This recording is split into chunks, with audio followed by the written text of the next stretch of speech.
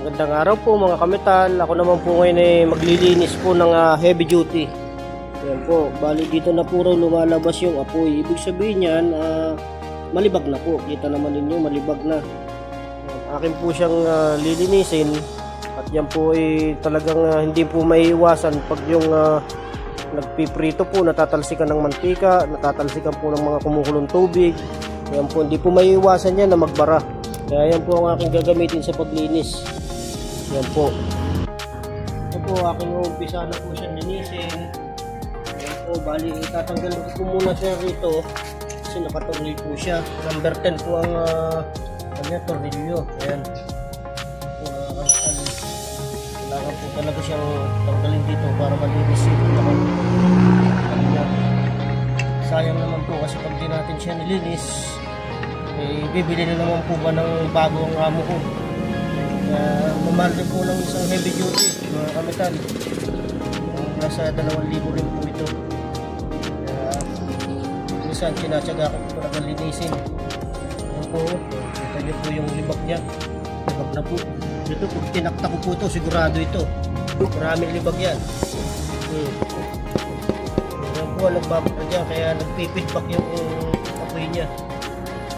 Mga kametal na kailangan ko po ng steel brush ang malinis siya.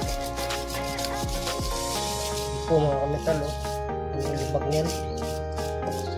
Dito po kasi dumadaan yung pinakang gas niyan, yung apoy. Ayan, yung mga butas na yan. Kaya yan nagbabara, kaya nagpipidback siya. Ibig sabihin yan, malibag na. Tatalsikan po kasi yan ng mga kumukulong mantika, tubig. Kaya po yan nagbabara. Kaya pag hindi po natin tsinaga siyang linisin, bibili na naman tayo ng bago. Gastos na naman. Kung mga kametal, kinakailangan ko talaga tsagain. Yan po, ito nga po palang pinalilinis ko ito. Yan po ay crudo na may gasolina. Para po yung lagkit niya, yung mantika, natanggal yan. Yan po.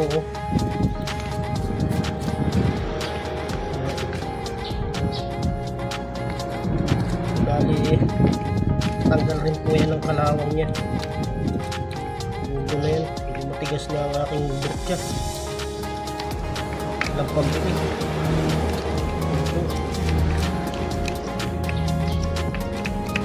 Inis na po yan.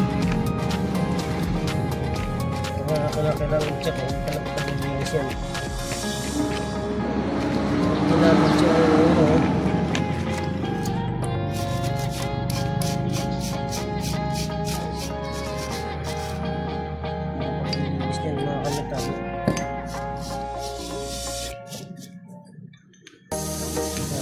linis na siya.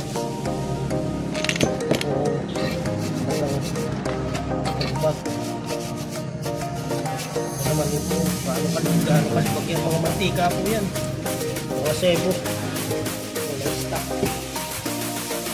kasi pag yan talagang hindi maiwasan talaga yan kasi ito pagluluto kasi heavy duty yan, malakas na po ito mga madali yan luto, mga panghandaan. Yun po kasi kasama po yan sa package po ng kurinarya namin, yung kanan.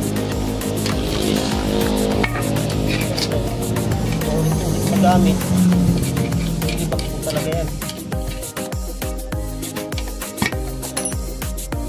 Ilang po kasimple po dito.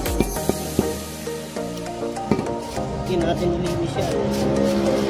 Babalik at babalik sa atin ang pamilya yan. Mahapis tampo tayo, baka sabihin sa atin dadala kayong kanan, mga sira naman. Bago po natindan sa pamilya tapos yan.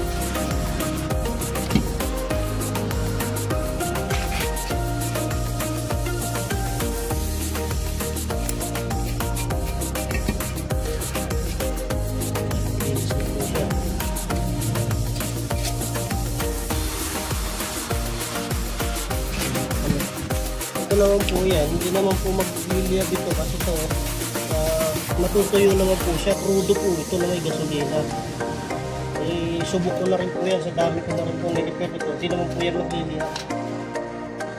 Tutuyo ko kasi yan, wala yun, kaya hindi magliliyab.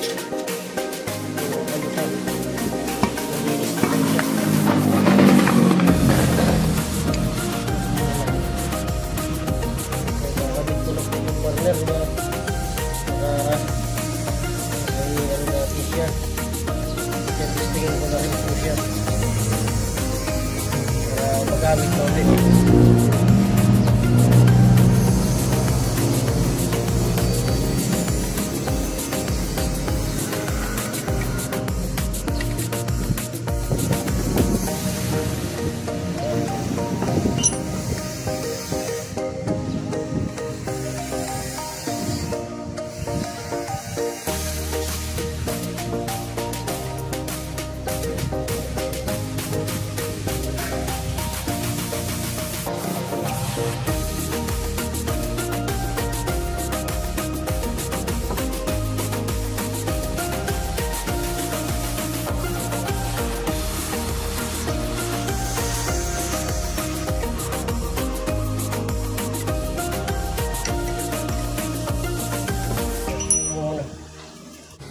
Po guys, okay na po siya, malinis na po yan.